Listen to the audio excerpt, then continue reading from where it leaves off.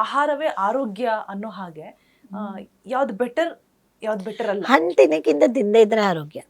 So ಅದೇನಾಗುತ್ತೆ, ಒಂದೇನಾಗುತ್ತೆ, banana ಬನಾನಕ್ಕೂ spray ಮಾಡೇ ಮಾಡ್ತಾರೆ. ಸ್ಪ್ರೇ ಮಾಡದೇ ಇದ್ರೆ ಬರಲ್ಲ.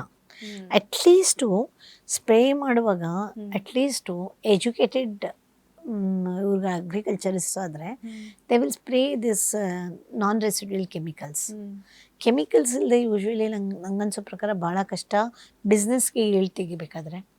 ಸೊ ಅದಕ್ಕೆ ಕೆಮಿಕಲ್ಸ್ನ ಸ್ಪ್ರೇ ಮಾಡ್ಬೋದು.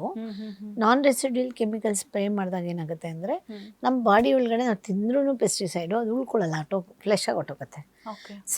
ಈಗ ನಾನ್ ರೆಸಿಡ್ಯೂಯಲ್ ಕೆಮಿಕಲ್ಸ್ ಅವೈಲಬಿಲಿಟಿ ಇದೆ. ಅರ್ಧ ರೈತರು ಅದರಲ್ಲೇ ಬೆಳೀತಾ ಇದ್ದಾರೆ, ಕೆಲವರು STP ವಾಟರಲ್ಲಿ ಬೆಳೀತಾ ಇದ್ದಾರೆ. STP ವಾಟರಲ್ಲಿ ಎಷ್ಟೆಲ್ಲ ಕೆಮಿಕಲ್ಸ್ ಇರುತ್ತೆ ಗೊತ್ತಾ. STP ವಾಟರಲ್ಲಿ ವೆಜಿಟೇಬಲ್ ಗ್ರೋ ಮಾಡೋದು, ಲೈಕ್ ಅದನ್ನು ತಿನ್ನೋದು ಎಲ್ಲ ಕಂಟೆಂಟ್ ಒಳಗಡೆ ಹೋಗ್ತಾ ಇರುತ್ತೆ. ಕೆಲವೊಂದು ಟಿಪ್ ಥರ ಕೊಡ್ಬೋದು ಅಂದರೆ ಲೈಕ್ ಏನು ಹೇಳ್ತಾರೆ ಅಂದರೆ ಇದು ಬೇಕಿಂಗ್ ಸೋಡಾ ಇದೆಯಲ್ಲ, ಅದರಲ್ಲಿ ತಿನ್ನಲೇಬೇಕು ಮಕ್ಕಳು ದ್ರಾಕ್ಷಿ ಅಂತ ಹಠ ಮಾಡಿದ್ರು ಅಂದರೆ ಈ ದ್ರಾಕ್ಷಿ ಅಂತ ತೀರಾ ಪೆಸ್ಟಿಸೈಡ್ ಹೊಡೆಯುವಂಥ ಐಟಮ್ಗಳಿಗೆ ಬೇಕಿಂಗ್ ಪೌಡರಲ್ಲಿ ಲೈಕ್ ವಾಟರಲ್ಲಿ ಸ್ವಲ್ಪ ಡಿಪ್ ಮಾಡಿಬಿಟ್ಟು ಆಮೇಲೆ ಅದನ್ನು ವೆನಿಗರಲ್ಲಿ ಇನ್ನೊಂದ್ಸತಿ ಡಿಪ್ ಮಾಡಿ ಅದನ್ನು ಕ್ಲೀನಾಗಿ ವಾಟರಲ್ಲಿ ತೊಳೆದು ಲೈಕ್ ಕೊಡೋದು. It is better. ಡ್ರೈ ಗ್ರೇಪ್ಸಲ್ಲಿ ಸಿಕ್ಕಾಬಟ್ಟೆ ಪೆಸ್ಟಿಸೈಡ್ ಇರುತ್ತೆ. ಡ್ರೈ ಗ್ರೇಪ್ಸ್ ಪ್ರೋಸೆಸ್ ಮಾಡುವಾಗ ತುಂಬ ಕೆಮಿಕಲ್ಸ್ ಹಾಕ್ತಾರೆ. ಹುಟ್ಟಿದ ಮಕ್ಳುಗಳಿಗೆ ಡ್ರೈ ಗ್ರೇಪ್ಸ್ ಎಷ್ಟೋ ಜನಕ್ಕೆ ಇದು ಗೊತ್ತಿಲ್ಲ ಅಂತ. ಹನಿನಲ್ಲೂ ಇರುತ್ತೆ ಕೆಮಿಕಲ್ಸು.